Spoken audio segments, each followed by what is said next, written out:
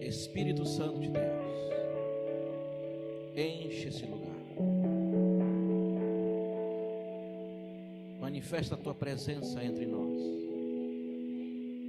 trazendo cura, trazendo vida, trazendo renovo, trazendo esperança, trazendo a tua graça sobre as nossas vidas.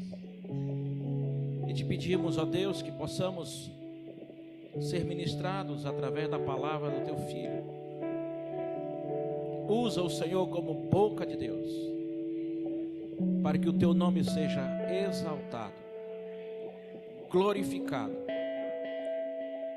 porque todo joelho se dobrará e toda língua confessará que Jesus Cristo é o Senhor. Amém.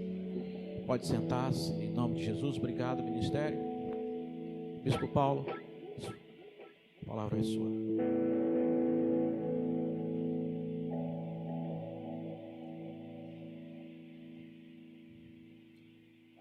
Para quem eu não veio ainda essa manhã, a paz do Senhor. O metodismo primitivo tinha como uma das suas práticas o testemunho. Então, lá no início do metodismo, tanto lá na Inglaterra como nos Estados Unidos, momentos de testemunhos eram momentos muito importantes e faziam parte da espiritualidade da igreja. Os pentecostais, posteriormente, também vieram adotar essa prática, que eles herdaram dos metodistas. Na medida em que o metodismo foi se tornando muito respeitável socialmente,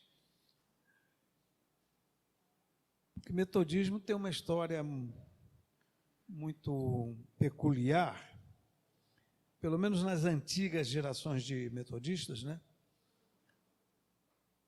É que metodista partia do princípio de que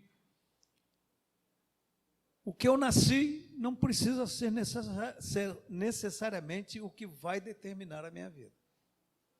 Que a minha vida pode mudar. E uma das coisas que o metodismo antigo ensinou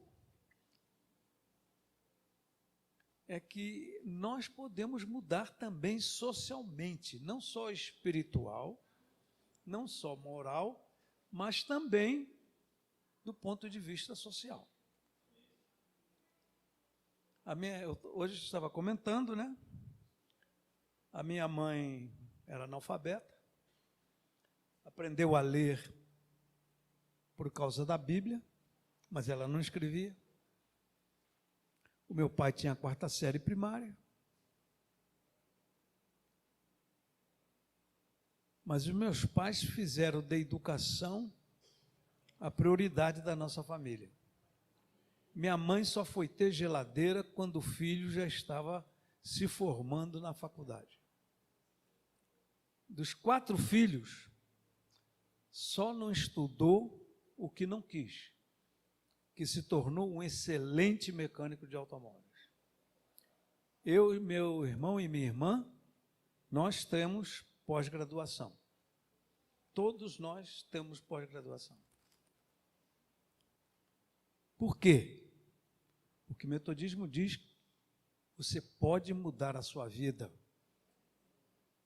Você pode mudar a sua vida. Você não precisa ser escravo do seu passado. O seu passado é importante, mas você não precisa ser escravo do seu passado. Eu creio que a gente podia ir embora para casa depois de ter ouvido o testemunho do irmão João. Já fomos edificados pelo testemunho dele. Você fez teologia não, né, irmão? Mas não precisa fazer teologia para edificar a igreja. Então a gente já podia ir para casa, porque o testemunho dele edificou a nós. E por que testemunho é importante? O testemunho não é para envaidecer a pessoa, dizer, ó, viu, eu sou o bambambam, Deus me achou que eu sou um filho preferido, como se Deus tivesse filhos que são melhores que os outros, não. O testemunho é dado em primeiro lugar para glorificar a Deus. Testemunho que não glorifica a Deus não é testemunho. Mas tem uma segunda importância no testemunho. É que no testemunho, ele não é somente o que a pessoa diz, o que Deus fez na vida dela. É o que Deus começa a dizer para aquele que está ouvindo o testemunho. Aquele que está ouvindo o testemunho, o Espírito de Deus testifica dizendo, se aconteceu com ele, pode acontecer com você.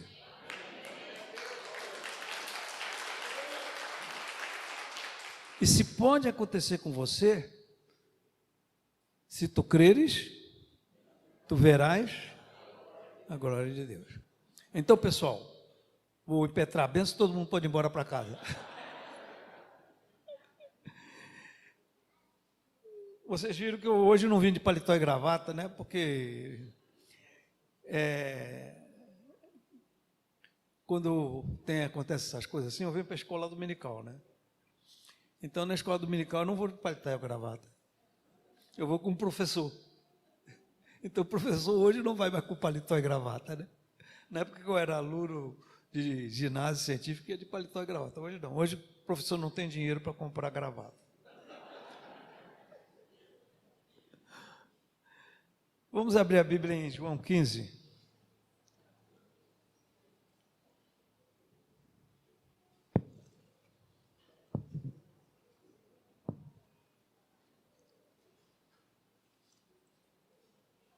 O que eu estou propondo para nós fazermos nesta manhã é um estudo bíblico. João 15, do versículo 1 ao versículo 17. Vocês podem ficar sentados. Se durante eu estiver falando, alguém tiver alguma questão que quiser levantar a mão e fazer alguma pergunta, fazer alguma observação, você sinta à vontade. Eu não estou pregando, eu estou ensinando. Então, quando o professor ensina, o aluno tem direito de interferir na palavra do professor. Não é pregação hoje, é estudo bíblico. Como é estudo bíblico, a gente tem essa liberdade. João, capítulo 15, do versículo 1 até o 17. Eu sou a videira verdadeira, e meu pai é o agricultor. Todo ramo que estando em mim e não der fruto, ele o corta. E todo que dá fruto, limpa, para que produza mais fruto ainda. Vós já estáis limpos pela palavra que eu vos tenho falado. Permanecei em mim e eu permanecerei em vós. Como não pode o ramo produzir fruto de si mesmo, se não permanecer na videira, assim nem vós o podeis dar, se não permanecerdes em mim. Eu sou a videira, vós os ramos. Quem permanece em mim e eu nele, esse dá muito frutos, porque sem mim nada podeis fazer. Se alguém não permanecer em mim, será lançado fora, a semelhança do ramo, e secará. Eu apanho, lanço no fogo e o queimo. Se permaneceres em mim e as minhas palavras permanecerem em vós, pedireis o que quiseres e vos será feito. Nisto é glorificado meu Pai, que deis muito fruto, e assim vos tornareis meus discípulos. Como o Pai me amou, também eu vos amei. Permanecei no meu amor. Se guardardes os meus mandamentos e permanecerdes no meu amor, assim como também eu tenho guardado o mandamento de meu Pai, e no seu amor permaneço. Tenho-vos dito estas coisas para que o meu gozo esteja em vós e o vosso gozo seja completo. O meu mandamento é este, que vos ameis. Ninguém tem maior amor do que este, de dar a alguém a própria vida em favor dos seus amigos. Vós sois meus amigos, se fazei o que eu vos mando.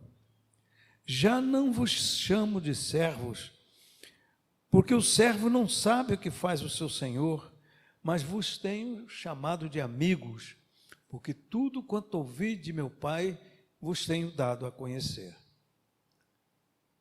Não foste vós que escolhestes a mim. Pelo contrário, eu vos escolhi a vós outros, e vos designeis para que vades e deis fruto, e o vosso fruto permaneça, a fim de que tudo quanto pedirdes ao Pai em meu nome, Ele vos conceda. Isto eu vos mando, que vos ameis uns aos outros.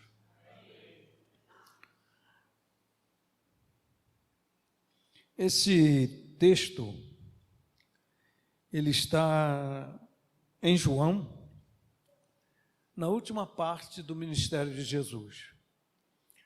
É o momento que Jesus se reúne com os seus discípulos e lhes dá instruções finais. E aqui esse texto é o texto em que ele vai pegar alguma coisa que era da experiência diária e cotidiana dos moradores daquela região de onde vinham os discípulos de Jesus, que é a videira. A Rita e eu tivemos a oportunidade de trabalharmos em Portugal. E vocês sabem que Portugal é um dos grandes produtores de vinho no mundo. E na parte que nós moramos, que é norte de Portugal, na cidade do Porto, né, é cercado de videiras por todos os lados. Recentemente eu fui participar de uma reunião na Grécia, né, e também foi a mesma experiência de ver videiras em todos os lugares. Então, a videira é uma planta que faz parte da experiência da vida daquelas pessoas que habitam naquela região do Mediterrâneo, por causa do clima, por causa das condições da terra, né? As videiras são uma fonte para a economia deles muito importante, desde a época do Antigo Testamento, inclusive na época de Jesus. E Jesus vai então usar essas imagens, né, da videira. Mas nesse texto aqui, ele muitas vezes, ele usa a videira como uma imagem, como uma metáfora. Mas muitas vezes ele usa exatamente de maneira do que é a experiência cotidiana daquelas pessoas. Para nós, falar de videira não faz muito sentido, porque não faz parte da nossa experiência. Quem está lá na região hoje de Petrolina, não, lá tem muitas videiras, né? Hoje, Petrolina, aquela região do Vale do São Francisco, é uma grande produtor de uvas, né? Mas é impressionante quando a gente vê o que é a videira. Se vocês entrarem na internet e procurarem videira, vocês vão ver fotos extraordinárias, né? E a videira, às vezes até pessoas têm uma videira no fundo do quintal, no estacionamento lá perto de casa tem uma videira que de vez em quando a Rita passa lá e pega alguma das uvas que tem lá.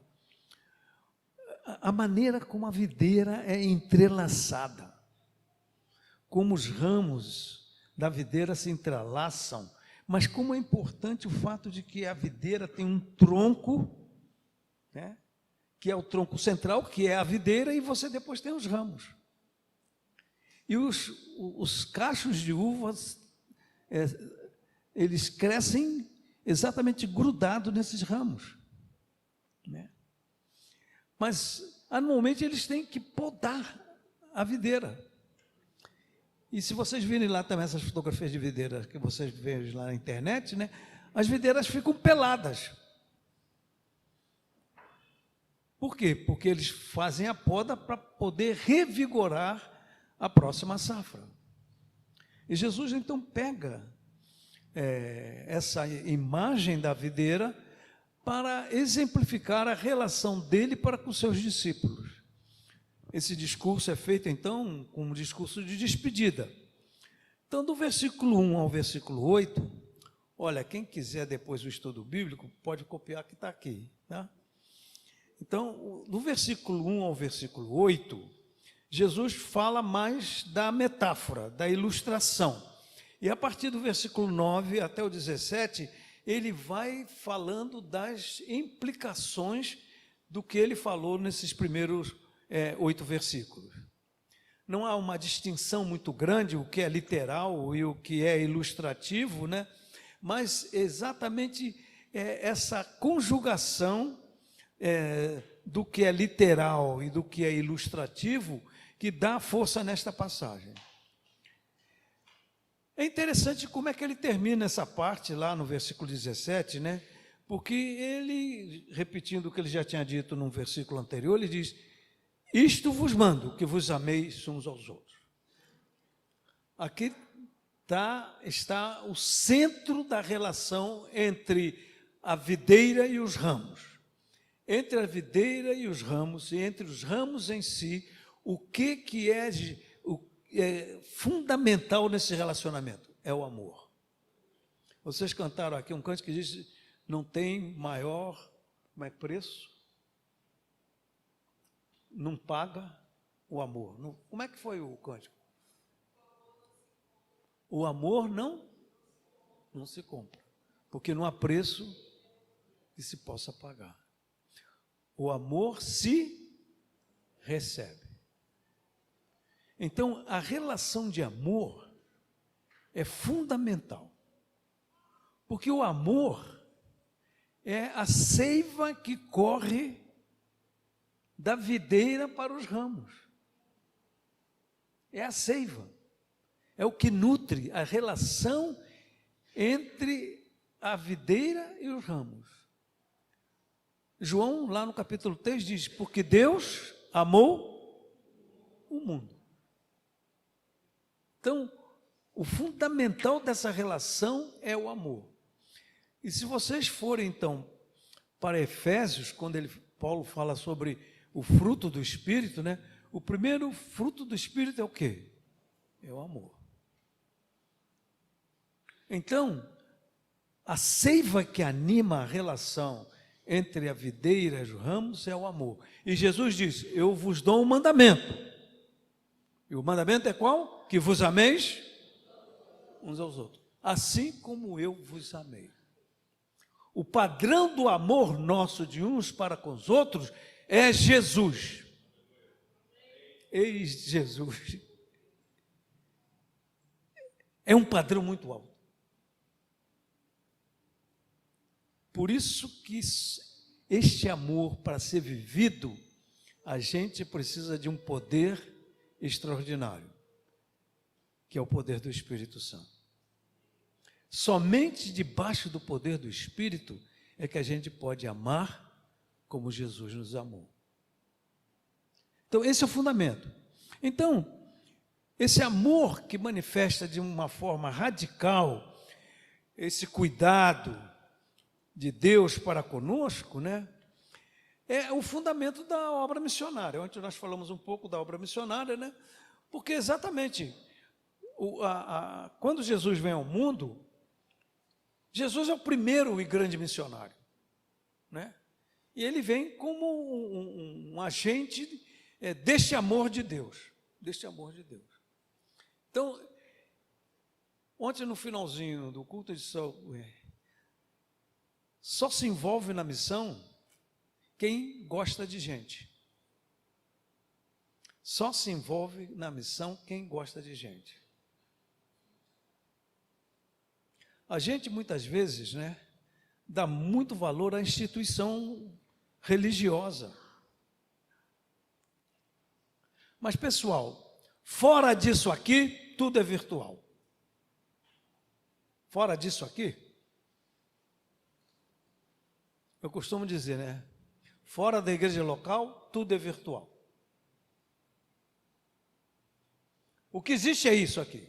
Igreja de Nosso Senhor Jesus Cristo é isso aqui.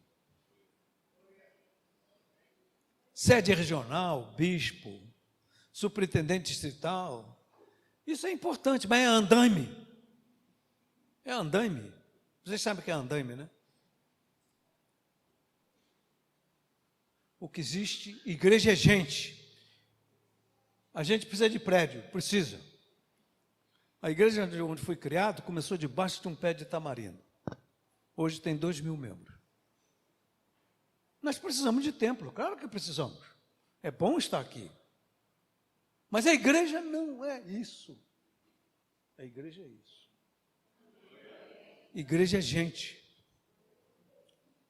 E se a gente não gosta de gente, a gente não gosta da igreja. Porque igreja é gente. Esse é o fundamento, o amor por pessoas. Que hoje eu acho que ninguém nem sabe mais que existia. Paixão pelas almas. Paixão. Tem que estar apaixonado. Quando eu vi a Rita pela primeira vez, ela passou lá na frente, na apresentação das delegações dos jovens, num congresso nacional, lá em Piracicaba. Eu disse para o meu amigo Neidi, colega de seminário, que estava do meu lado, disse, olha que moça bonita. Ele disse, não faz o meu tipo. Eu ainda disse para ele, ainda bem.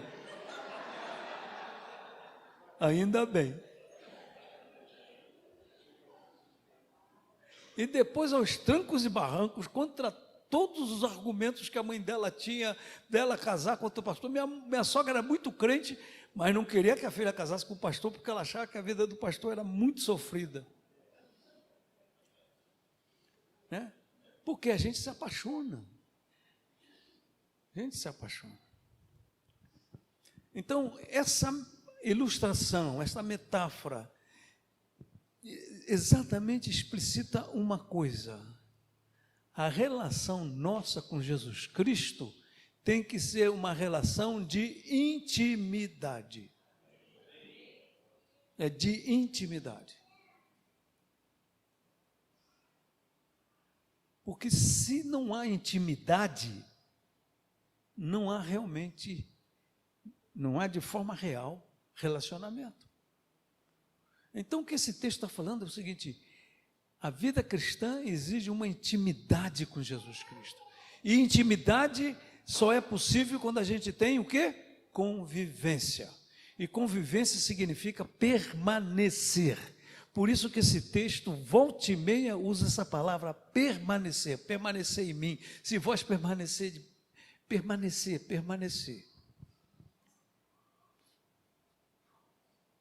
Os ditados populares, às vezes, não são muito sábios, né? Mas há uma coisa, um ditado popular, que eu acho que tem muita coisa a ver.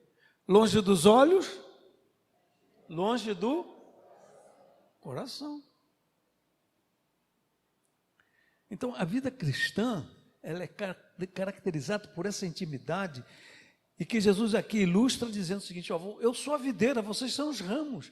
Tem que haver essa intimidade entre a videira e os ramos, de tal maneira que a seiva possa percorrer de forma livre e possa estar fortalecendo os ramos, de maneira em que ele se torne frutífero. E aí a outra palavra que aparece aqui é fruto. Porque ramo que não dá fruto não serve para nada. Sabe por quê? O ramo que não dá fruto, ele suga os outros ramos. Ele suga a seiva de outros ramos. Por isso que Jesus diz, o fruto que não dá fruto, o ramo que não dá fruto, tem que ser cortado fora, porque ele está prejudicando o restante da videira. É duro? É.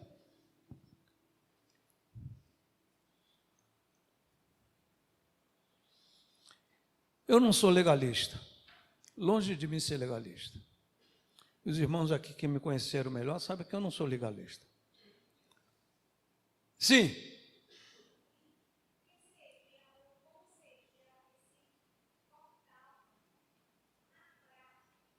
É isso que eu vou falar. Eu não sou legalista. Mas uma coisa que é fundamental na vida cristã é disciplina. Disciplina. Nós metodistas não podemos cair no legalismo de algumas igrejas. Não podemos, não devemos. Porque a disciplina não é feita para matar. Mas muitas vezes, eu era bispo lá da primeira região, nós tivemos uma situação bastante trágica, envolvendo um casal que o marido era pastor. Ficou viúvo, casou-se com uma moça, eu ainda não era bispo. Quando eu soube que ele ia se casar com essa moça, eu procurei e disse, não case com essa moça. Outros pastores também chegaram para ele e disseram, não case com essa moça. Mas ele estava tão enfeitiçado, porque é a única palavra que eu posso usar, pela beleza daquela moça, que ele se casou com ela. Foi um inferno, literalmente um inferno. Eu não estou usando isso como ilustração, não. Chegou um ponto que eu tinha que dizer para ele, você tem duas alternativas. Ou você se separa dessa mulher, ou você não recebe mais nomeação minha. Era duro para mim dizer isso, primeiro porque eu tinha uma relação de amizade grande com ele. Segundo, porque eu tinha que proteger as ovelhas que estariam debaixo do pastorado dele. Eu disse, você tem duas alternativas. Ou se divorcia dela, ou você não recebe mais igreja. Ela não queria mudar de vida. Ela se recusou a mudar de vida. Ela permaneceu na miséria, no inferno que ela estava metida e que estava infernizando a vida de muito mais gente. Não foi fácil para mim dizer para ele isso, mas foi necessário. Você entende? Muitas vezes a gente tem que chegar e ter essa decisão. Porque quem não quer aceitar a disciplina, e esse é um dos problemas sérios nesse instante, não vou entrar em pormenores, é um dos problemas sérios da nossa igreja metodista.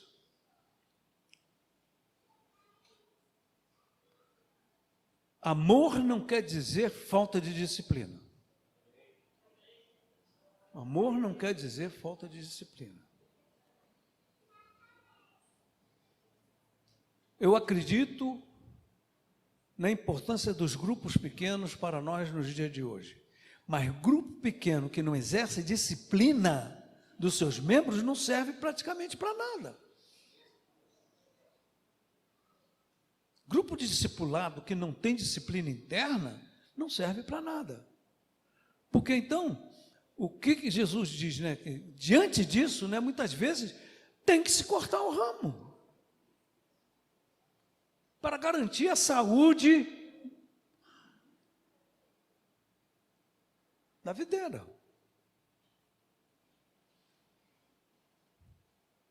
O versículo 1, Jesus diz, eu sou a videira e meu pai é o agricultor. Né? Então, aqui afirma a soberania de Deus. O dono da vinha é Deus. Ele é o dono. Ele é o dono. A propriedade é dele. Hoje tem muita igreja que tem dono. Igreja com dono é um desastre. Igreja com dono de desastre.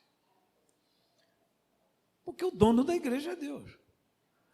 Todos nós somos servos. O pastor é o servo dos servos. A pastora é a serva dos servos. É claro que a gente tem autoridade pelo chamado. Eu não estou aqui porque eu quis. Pessoal, se eu tivesse aqui por meu querer, eu garanto a vocês que eu não estava aqui. Eu estou aqui porque estou cumprindo um mandato. Eu digo assim, bispo aposenta, pastor não. Né, pastora Maria? A gente não está aposentado como pastor. Eu não posso me aposentar como pastor, porque eu não estou pastor, eu sou pastor. Eu sou pastor. Eu sou pastor. Pastora Maria, os homens podem dizer que a gente está aposentado, né? Mas nós não estamos aposentados. Agora, eu estava bispo. Eu tenho uma correspondência com os meus colegas que já foram bispos. O grupo dos que foram já não são. O grupo dos que foram e já não são. Nós somos, mas nós fomos, mas não somos. Mas pastor, não. Então, o crente, né? Nós somos, aqui somos todos iguais. Eu acho que a igreja metodista podia aprender dos batistas, né? O pastor batista que não está exercendo pastorado, ele virá membro da igreja. Eu não sou membro da igreja, a pastora Maria não é membro da igreja. A pastora Maria e eu não podemos exercer o nosso direito de ser membro da igreja, porque na igreja metodista, o pastor que se aposenta, ele fica solto no ar.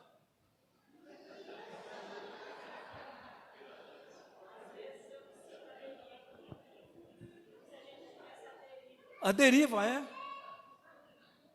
Porque eu não sou membro da igreja, não sou membro do concílio, não sou membro de nada. Do ponto de vista eclesiástico. Do ponto de vista eclesiástico. Agora, em termos de ministério, eu continuo sendo sempre.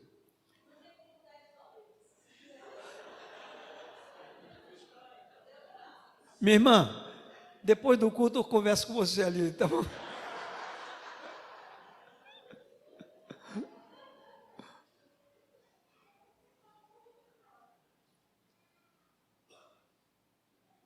Os cuidados com a vinha estão nas mãos de Deus. Deus é que cuida da gente, né? Agora, voltando a pergunta que você fez, né? A vinha precisa de cuidado. Ela precisa ser cuidada. Porque essa vinha, apesar de ser de Deus, a vinha é frágil. A vinha é frágil. Então a vinha tem que ser muito bem cuidada. E tem duas coisas importantes, né? Tem que cortar os ramos na primavera. Mas somente aqueles que não estão dando fruto. Mas quando chega o verão, tem que limpar também os ramos que estão dando fruto. Ramo que está dando fruto precisa também ser cuidado. Não é só o ramo que é indisciplinado. O ramo que é disciplinado precisa também de ser cuidado. Porque na vida cristã nós estamos num processo de crescimento contínuo.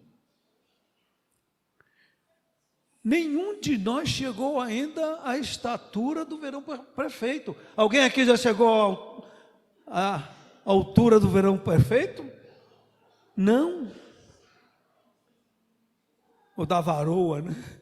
Perfeito? Não. Então, não só os ramos que estão criando problema, mas aqueles que estão, você, nós precisamos de vez em quando. Tem uns espinhozinhos, tem uns espetos e tem uns espetados, né? Então, esse processo é um processo contínuo. Então, quando a gente está tratando disso, né? Por quê? Porque isso exige que haja um crescimento na qualidade da nossa vida cristã. Nós precisamos.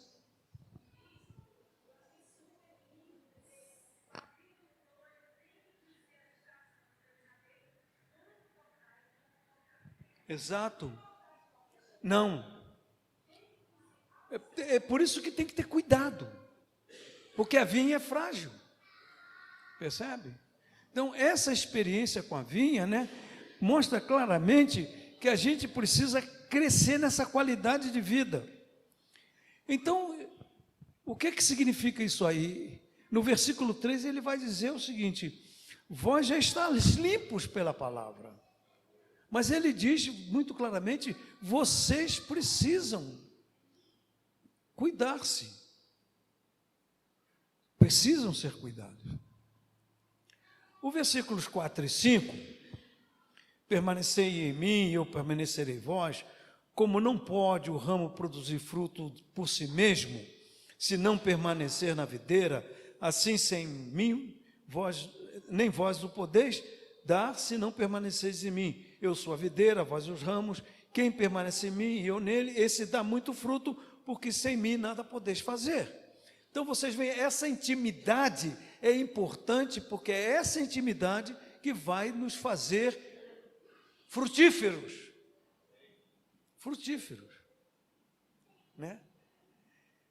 E nesse processo, né, o que acontece?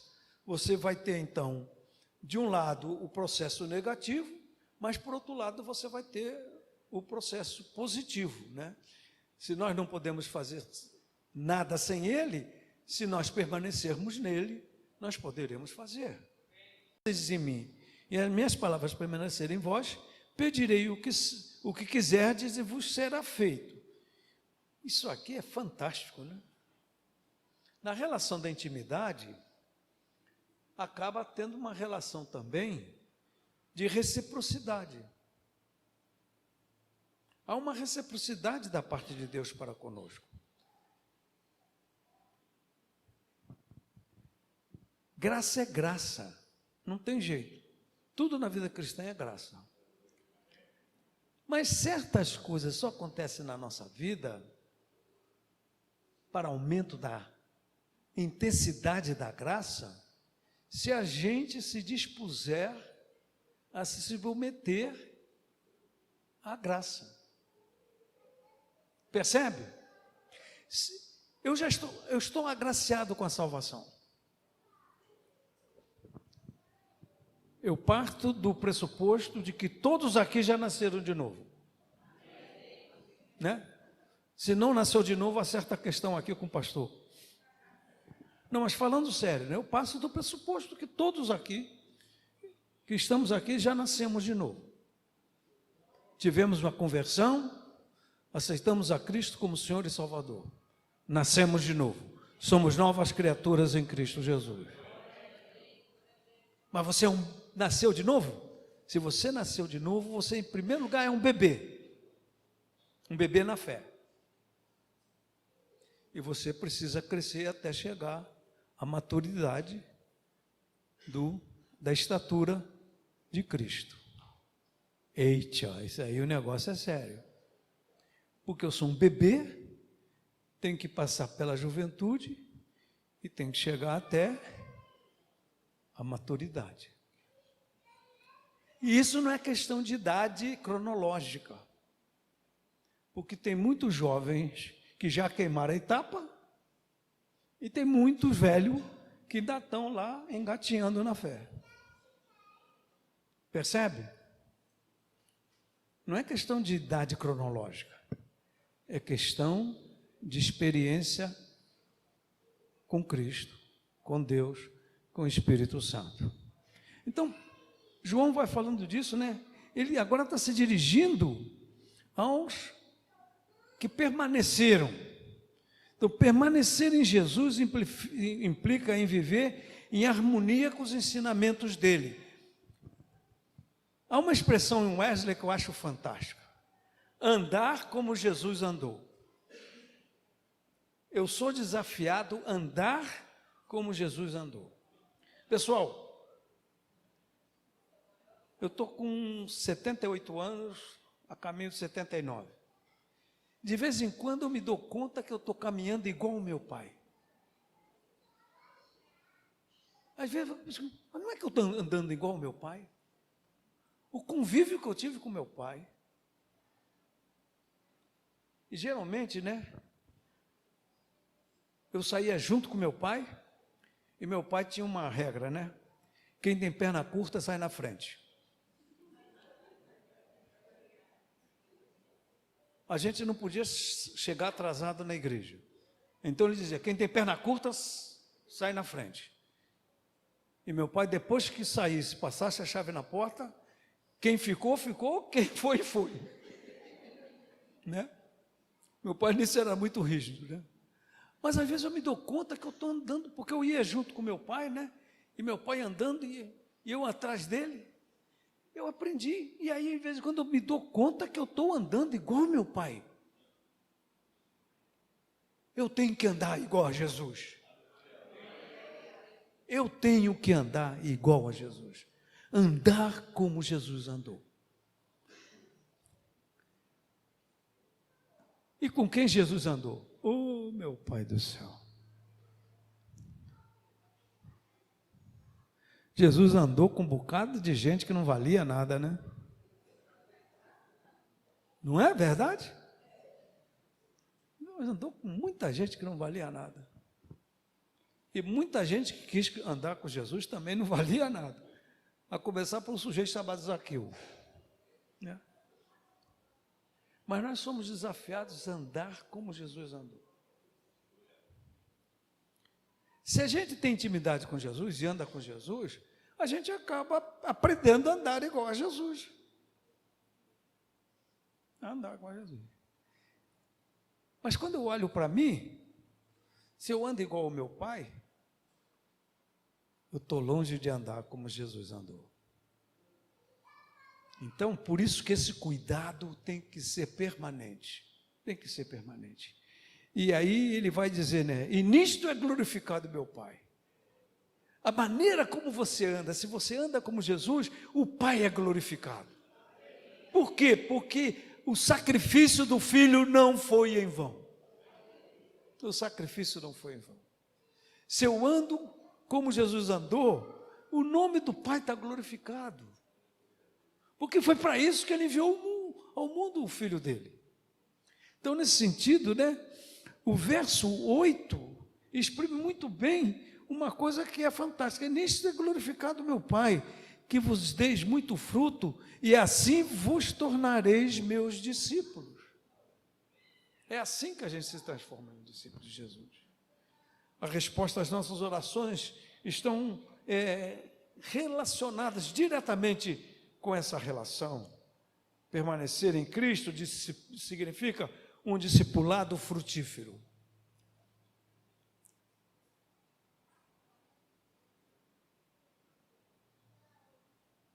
Eu não tenho elementos para fazer dizer qualquer coisa sobre grupos de discipulado aqui no Nordeste. Eu não tenho, porque eu não conheço o que tem sido feito aqui no Nordeste sobre grupo de discipulado. E conheço muito pouco, né, porque geralmente quando eu vou visitar uma igreja, esses não são detalhes que a gente entra em. Mas eu acho que na Igreja Metodista nós confundimos grupo de discipulado com grupo de evangelização. Por exemplo, eu gosto de um tema que vocês têm, não sei se continuam mantendo aqui no Nordeste, que cada uma casa, uma igreja, é isso, né? Como?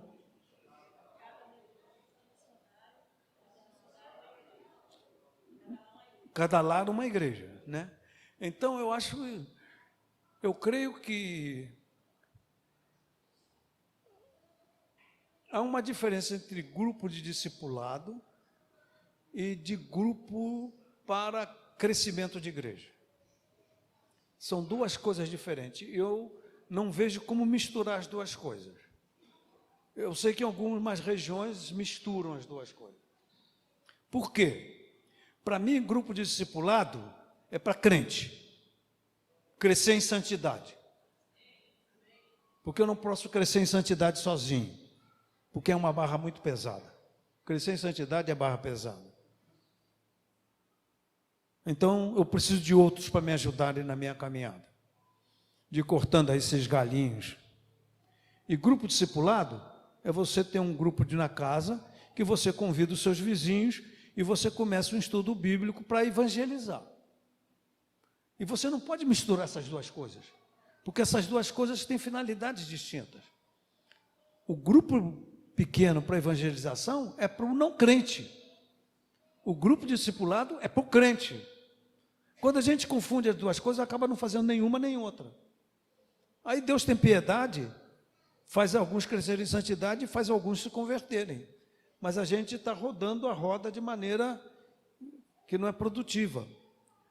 Para mim é importantíssimo o grupo de discipulado para crescer em santidade. Porque essa é a maneira que sim. Por exemplo, né? Por que eu venho à igreja? Eu venho à igreja por duas razões. Primeiro, porque eu venho adorar a Deus. Segundo, porque eu venho aqui abastecer minhas baterias. Eu venho aqui recarregar as minhas baterias. Porque quando eu saio daquela porta para fora, aí é que começa realmente a missão.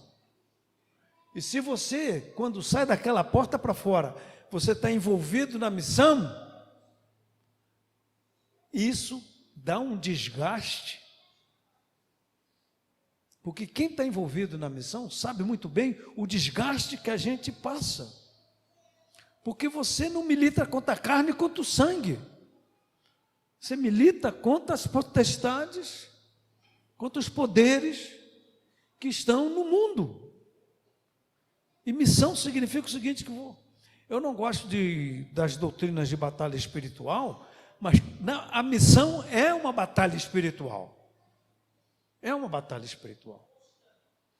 Se você não está alimentado, você é engolido lá fora. Então você vem aqui para glorificar a Deus e vem aqui para reabastecer suas baterias, para você ter condições de continuar.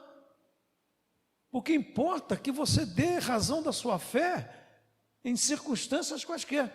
E eu vou dizer, meus irmãos, nós vivemos um momento no Brasil em que a gente é desafiado dia a dia no nosso testemunho cristão. É no seu emprego, é na sua escola, é na relação com o seu patrão, é na relação com o diretor da sua escola, do hospital, seja lá do que for. Você está sendo desafiado. E muitas vezes você está sendo desafiado a vender a sua primogenitura por um prato de lentilhas. Vou voltar a fita.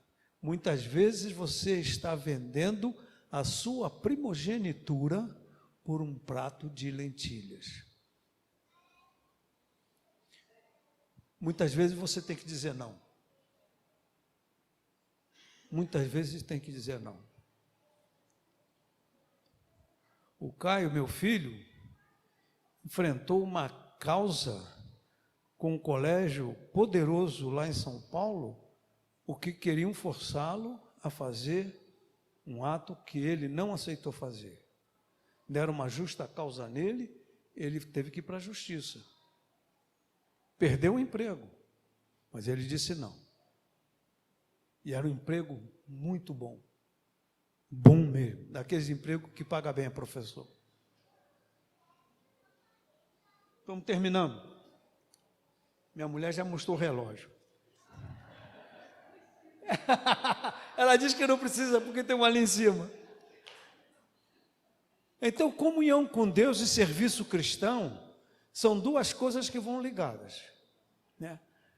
Para você estar envolvido no serviço cristão, precisa ter comunhão com Deus. Se você tem comunhão com Deus, você está envolvido no serviço cristão. Não tem jeito, né? Nesse processo todo, né? Tudo continua ainda tendo que padrão é o amor de Jesus Cristo. Tudo, né? Essa relação, né? Que Jesus diz, permanecei no meu amor. O amor é sempre iniciativa de Deus. Nós amamos porque Ele nos amou primeiro. Eu não amo a Ele porque eu amei Ele primeiro. Do ponto de vista teológico, né? É como Jesus diz. Não fui eu que escolhi a Jesus. Foi Jesus que me escolheu. Como Jesus escolheu vocês. Quando eu digo sim a Jesus, é porque o Espírito Santo já está agindo em mim. Eu não posso dizer sim a Jesus se o Espírito Santo não estiver agindo em mim. Eu costumo dar um exemplo que pode ser meio ruim.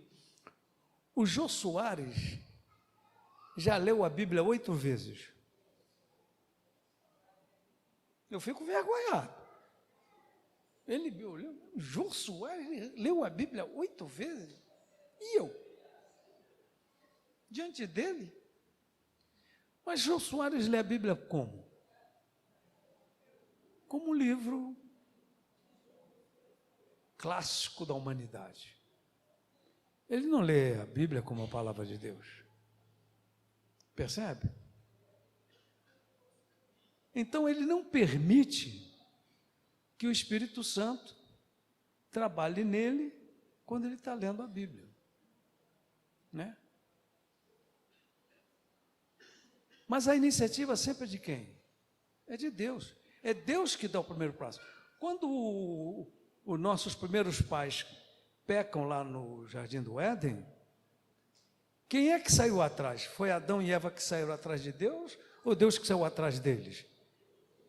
Eles, muito pelo contrário, fugiram de Deus.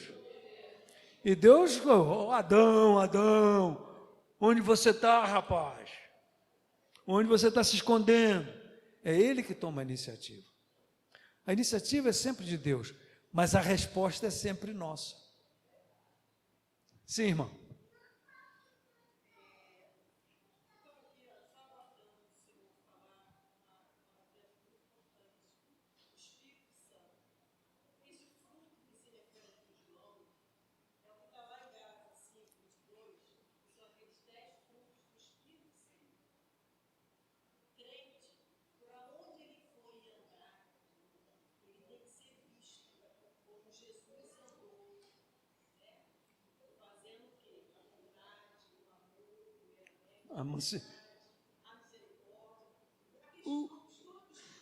O domínio próprio, né, Maria? Eu e a Maria temos um problema sério do domínio próprio. Porque a nossa natureza carnal, ela é humana, ela é preciosa. Então, o fruto do Espírito vai te dar a diferença. Exatamente. Porque me parece que se a gente não está permitindo que isso aconteça, né, a gente acaba não tendo condições de dar o testemunho. E aí o fruto não aparece. Não aparece. Então, meus irmãos, o padrão continua sendo o amor de Jesus Cristo. E aí, no versículo 15, Jesus diz alguma coisa muito interessante. Já não os chamo mais de servos, os chamo de amigos. Né? A minha sogra, né, faleceu muito idosa, né, mas ela gostava muito de cantar alguns cânticos que a gente chamava corinhos, né? E tem um que ele canta: Jesus é o amigo melhor, Jesus é o amigo melhor, Jesus é o nosso Salvador, Jesus é o amigo melhor. Jesus é um amigo melhor. Uma das irmãs da Rita faleceu recentemente lá em Botucatu e eu tive a palavra, o reverendo Samuel, que aqui o casal conhece, me ofereceu a palavra, né? E eu terminei exatamente dizendo isso, né? É muito bom ter Jesus como amigo e é muito bom ser amigo de Jesus. É muito bom. Ele diz: vocês não são mais servos, nós somos amigos. Nós somos amigos. O amor de Deus que nos escolhe e nos designa. Esse ato soberano de Deus. Agora, a graça de Deus me atingiu, não foi para que eu consumisse para mim essa graça. Foi que essa graça que eu recebi, eu possa fazer com que ela seja multiplicada na vida de outros. E aí, Jesus diz, né? Para que vós possais ir e dê muito fruto. Nós somos chamados para dar muito fruto. Terminando, a glória é sempre de Deus. A glória é sempre de Deus. Na igreja, a glória é sempre de Deus. Né? Um dos pastores que teve muita influência na minha vida foi um missionário americano que serviu lá na minha igreja local. Ele contava uma história muito interessante, né? Disse que tive um rapaz, né, pastor jovem, que começou com um pastorado desses que explodem, né? E assim começa e lá na frente e começa grandes realizações. E aí no concílio regional, né, o rapaz lá foi à frente e dizia: porque eu. Aí o pastor velho chegou assim no pastor: rapaz, lembre-se de onde você veio. Lembre-se de onde você veio, né? A glória é sempre de Deus. É sempre de Deus. E a glória é sempre de Deus, de tal sorte que a gente pode dizer sem nenhuma hesitação: crer, pertencer, permanecer, ser amado, amar, obedecer e servir. Esses são os verbos importantes na nossa vida cristã. O primeiro verbo importante é crer. Se tu creres. Agora, crer significa pertencer. Não sou meu por Cristo salvo, que por mim morreu na cruz. Eu pertenço ao meu Jesus. Então, eu não pertenço mais a mim mesmo. Mas essa pertença exige permanência. Porque é nessa permanência que eu descubro que eu sou amado. Amado por Deus. E porque eu sou amado por Deus, eu amo meus irmãos, eu amo as minhas irmãs. E aí eu tenho condições de obedecer. Obedecer onde quer que for, com Jesus irei. Ele é meu bendito Salvador e Rei. Né? Eu obedeço. E aí eu sirvo.